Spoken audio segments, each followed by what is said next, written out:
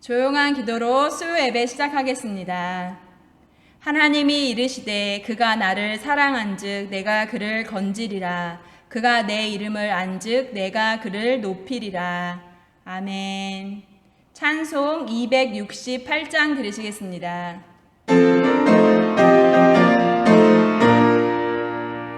죄에서 자유를 얻게 함을 보혈의 능력 주의 보혈 시험을 이기고 승리하는 참 놀라운 능력이로다. 주의 보혈 능력이 또다. 주의 피 매는 주의 보혈 그 어린 양이 배우기 중하니로다. 우리를 대표하여 김희선 사모님께서 기도하시겠습니다.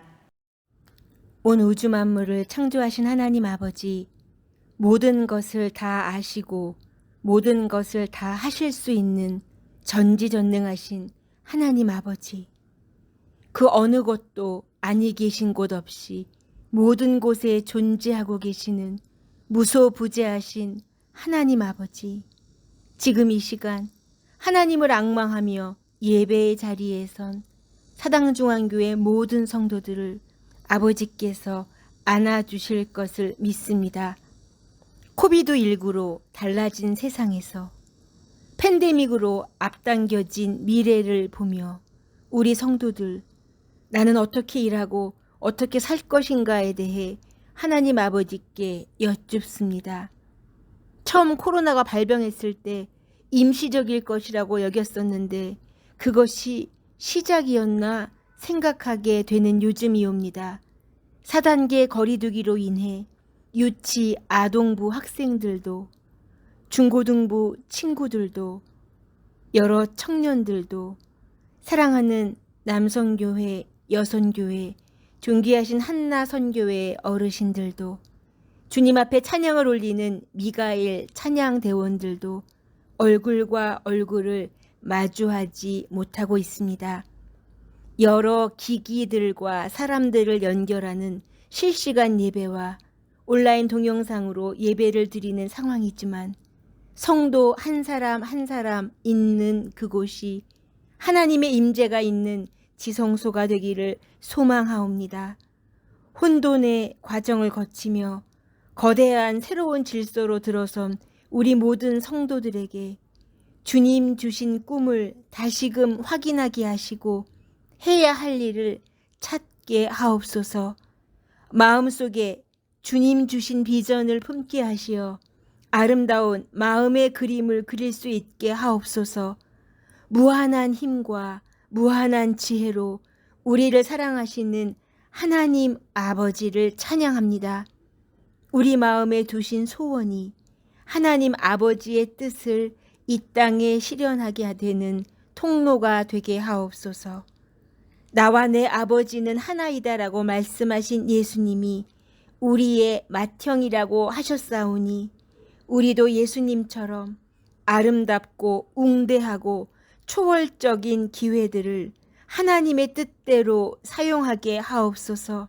그러기 위하여 아무것도 염려하지 말고 오직 모든 일에 기도와 간구로 우리의 구할 것을 감사함으로 주님께 아뢰오니 모든 지각에 뛰어난 하나님의 평강이 그리스도 예수 안에서 우리의 마음과 생각을 지켜 주옵소서. 이제 최서연 전도사를 통해 하나님의 깊으신 사랑의 음성을 듣습니다.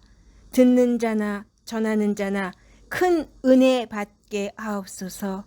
이 모든 말씀 우리 주 예수님의 이름으로 기도합니다.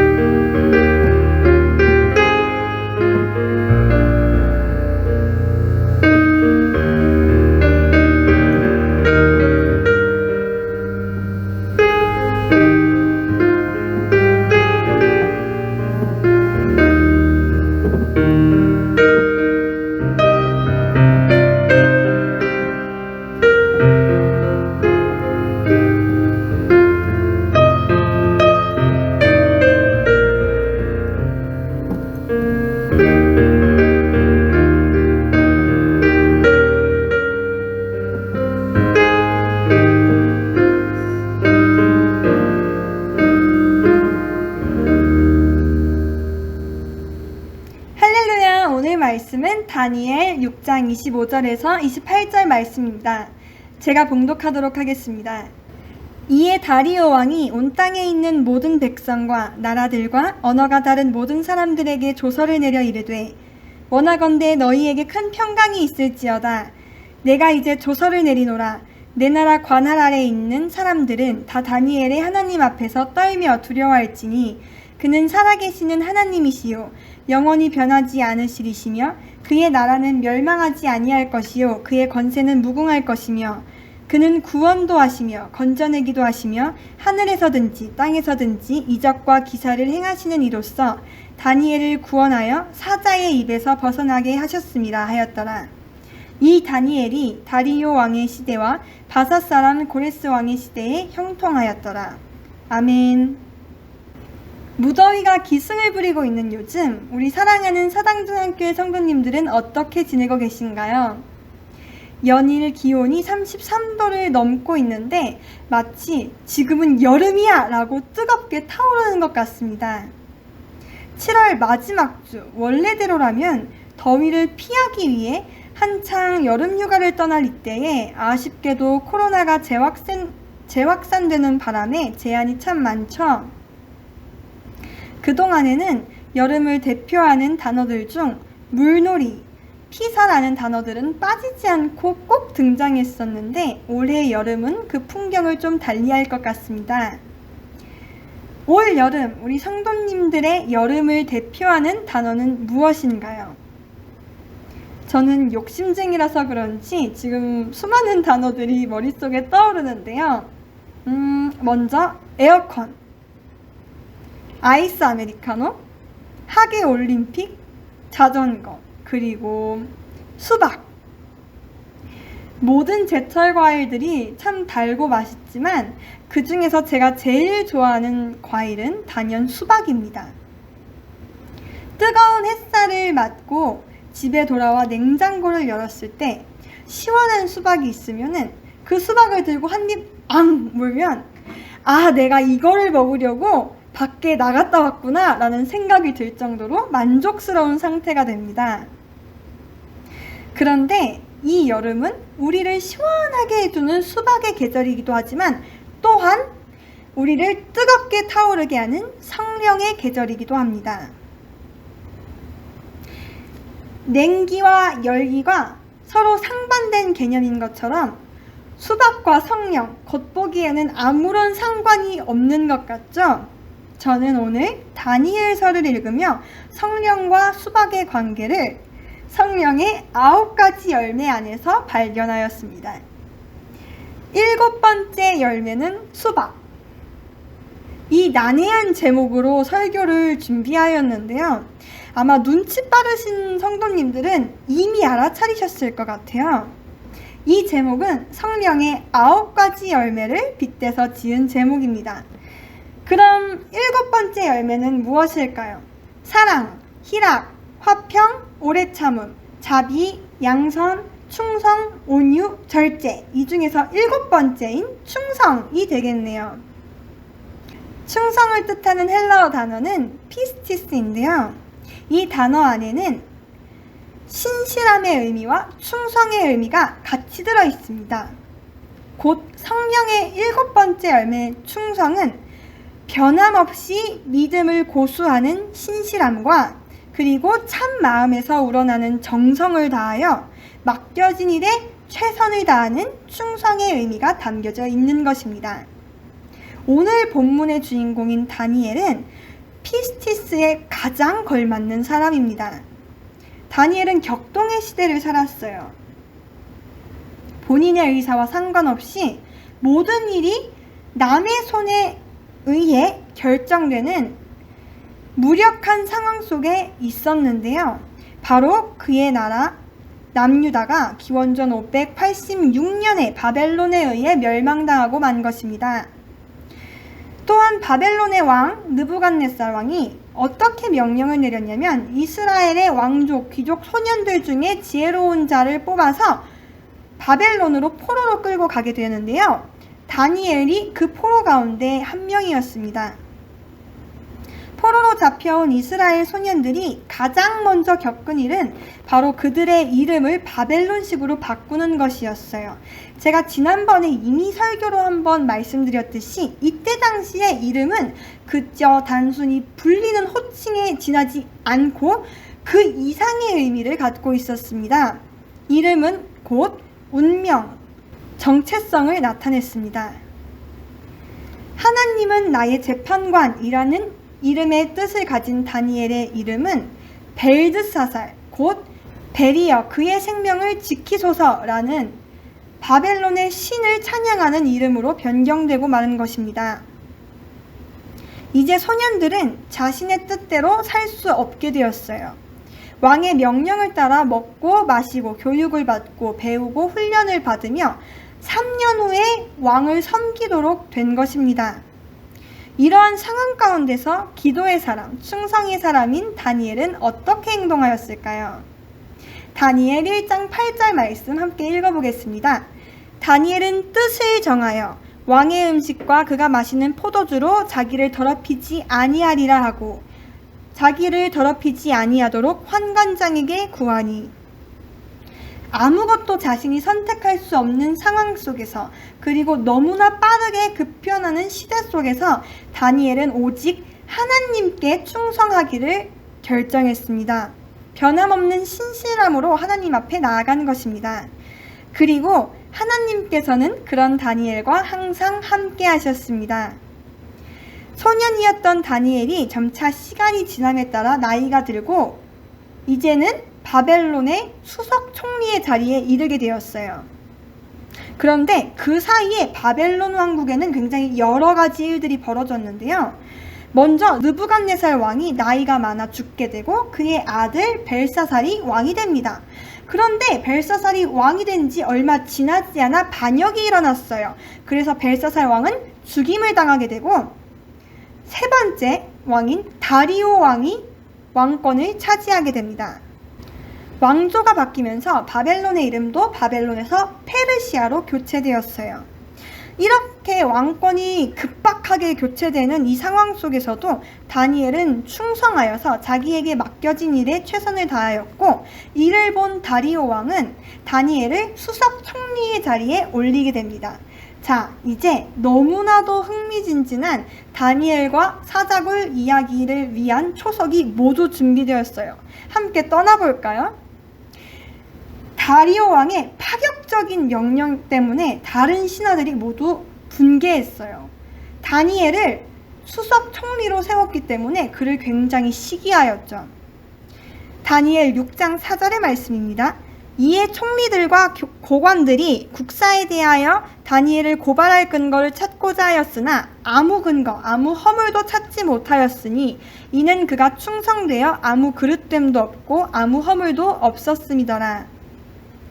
그러나 우리의 충성의 사람 다니엘에게서는 이만한 흠집도 찾아낼 수가 없었는데요. 그래서인지 신하들은 작전을 변경하게 되었습니다. 바로 다리오 왕을 꼬드기게 된 거예요. 그들이 어떤 말로 왕을 설득하고 꼬드기기 시작하냐면, 왕이시여, 앞으로 30일 동안 왕을 제외하고 그 어떤 신이든 인간이든 무엇에게든지 경배하고 절하는 사람은 사자굴에 넣어서 죽게 합시다. 오직 30일 동안은 다리오 왕만을 섬기게 합시다. 이렇게 이야기를 하는 거예요. 다리오 왕이 듣기에 자기를 칭찬해주는 신하들의 말이 얼마나 기분 좋게 들렸을까요? 그래서 다리오 왕이 그만 이 꿰매 빠져들고 말아요. 그 정도에 그치지 않고 다리오 왕은 왕의 도장을 조서에 찍어서 이 명령을 왕 본인조차도 나중에 바꿀 수 없게 금령으로 만들었어요. 다니엘도 물론 이 금령을 알았죠. 그리고 이 금령이 자기를 위협하기 위한 신하들의 계략이라는 것 또한 알고 있었어요. 하지만 다니엘은 그럼에도 불구하고 자기가 전에 하던 대로 하루 3번씩 무릎을 꿇고 기도하며 그의 하나님께 감사드렸습니다. 이 모습을 지켜본 다른 신하들이 어떻게 했을까요? 누구보다 빨리 다리오 왕에게 가서 이 사실을 고발했겠죠. 그제서야 다리오 왕은 이것이 다른 신하들이 다니엘을 죽이기 위한 계략이었음을 깨닫게 돼요. 그런데 이때부터 이상한 일이 벌어집니다. 사자굴에 들어가게 된 것은 다니엘인데 정작 왕이 안절부절 못하는 거예요. 다니엘 6장 14절의 말씀입니다. 왕이 이 말을 듣고 그로 말미암아 심히 근심하여 다니엘을 구원하려고 마음을 쓰며 그를 건져내려고 힘을 다하다가 해가 질 때에 이르렀더라. 다리오 왕이 다니엘을 무척 신임한다는 사실을 다른 신하들이 이미 알고 있었어요. 그래서 어떻게 했다 그랬죠? 왕의 도장을 찍어서 왕 자신조차도 그 명령을 바꿀 수 없게 하였죠. 결국 다리오 왕은 다니엘이 사자굴에 들어가는 것을 막지 못하였어요. 왕은 사자굴로 향하는 다니엘을 향해 이렇게 소리칩니다. 내가 항상 섬기는 너희 하나님이 너를 구원하시리라. 왕은 걱정 때문에 그날 밤 한숨도 자지 못합니다. 그렇게 밤을 꼬박 지새우고 그 다음날 새벽이 되었을 때에 다리오 왕은 급히 사자굴로 가서 슬퍼하며 소리칩니다. 살아계시는 하나님의 종 다니엘아, 내가 항상 섬기는 너의 하나님이 사자들에게서 능히 너를 구원하셨느냐? 입장이 바뀌었죠. 상식적으로 다니엘의 입에서 나올 것 같은 말이 다리오 왕의 입에서 나옵니다. 보통 죽음의 공포를 앞두고 있는 사람들은 자신의 문제를 해결해 줄 수 있는 구원자를 찾기 마련인데 우리 생각에 이 일의 구원자는 다리오 왕일 것 같아요. 왜냐하면 이 명령을 내린 것은 다리오 왕이고 한 나라의 왕이고 페르시아 내에서 다리오 왕보다 높은 사람이 누가 있겠습니까? 그런데 다니엘은 다리오 왕이 아닌 하나님을 믿었습니다. 그리고 더 웃긴 것은 다리오 왕 본인조차도 자신의 힘이 아닌 다니엘이 믿는 하나님께 다니엘을 맡겨드립니다. 다니엘이 이로 인해 사자굴에 들어가게 되었지만 결국 승자는 누구였죠? 다니엘입니다. 다니엘은 사자굴 안에서 평온한 목소리로 이렇게 말합니다. 왕이시여, 왕은 만수무강하옵소서. 나의 하나님이 이미 천사를 보내어 사자들의 입을 막으셨으니 사자들이 나를 상해하지 못하였습니다. 다니엘과 사자굴의 이야기는 더운 여름 시원한 수박 한 조각을 입에 문 것처럼 우리의 마음을 시원하게 합니다. 덩굴 식물인 수박은 줄기를 똑바로 세우지 못하고 다른 물체에 기대어서 그 줄기를 감아 올라갑니다. 수박은 그 옆에 있는 것이 무엇이든지 간에 휘감고 자라는 덩굴손을 가지고 있어요. 그런데 이것은 우리 인간도 마찬가지입니다. 우리는 스스로 줄기를 똑바로 세울 수가 없어요.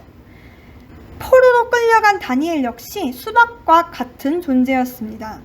그러나 그는 참된 그리고 제대로 된 수박이었어요. 다니엘 수박은 자기를 진정으로 지탱해 줄 수 있는 물체가 무엇인지 알았고 그 옆으로 가서 하나님이라는 든든한 지지대를 타고 휘감고 올라갑니다. 결국 다니엘은 다리오 왕의 입에서 하나님을 찬양하는 말이 터져나오게 합니다. 다니엘의 충성의 열매가 결실한 순간입니다. 이처럼 바벨론 땅에서 충성의 열매를 거둔 다니엘, 높은 위치에서 내 왕을 섬긴 다니엘. 그런데 다니엘이 진짜 원하던 게 사자굴에서 생명을 건지는 것 또는 바벨론의 높은 위치에 서는 것이 다니엘이 원하던 것이었을까요? 아닙니다. 다니엘이 정말 원했던 것은 포로 귀환과 그의 나라 이스라엘의 재건이었습니다. 흥미진진한 이야기 속에 그 내면의 다니엘의 마음을 살펴보면은 그가 얼마나 이스라엘을 향해 많이 고민하고 절절히 기도하였는가 알 수 있습니다. 왕권이 교체될 때마다 그가 얼마나 하나님께 기도하였을까요? 이번에는 이스라엘이 원래 땅으로 돌아갈 수 있을까? 이러한 다니엘의 마음이 전혀 낯설지 않은 것은 우리의 지금의 상황이 다니엘의 상황과 비슷하기 때문입니다. 코로나가 차차 나아지는가 싶다가도 다시 확산되고 계획했던 것들이 무산될 때마다 우리의 마음은 언제까지 기다려야 할까, 얼마나 더 기다려야 할까라는 마음으로 답답하기만 합니다. 바벨론의 포로 생활을 하는 다니엘도 지금 코로나 시기를 지나고 있는 우리에게도 원하는 것은 단 한 가지입니다. 회복을 원합니다. 다니엘이 꿈꾸던 이스라엘의 회복이 언제 되었나요? 굉장히 오랜 시간이 걸렸어요.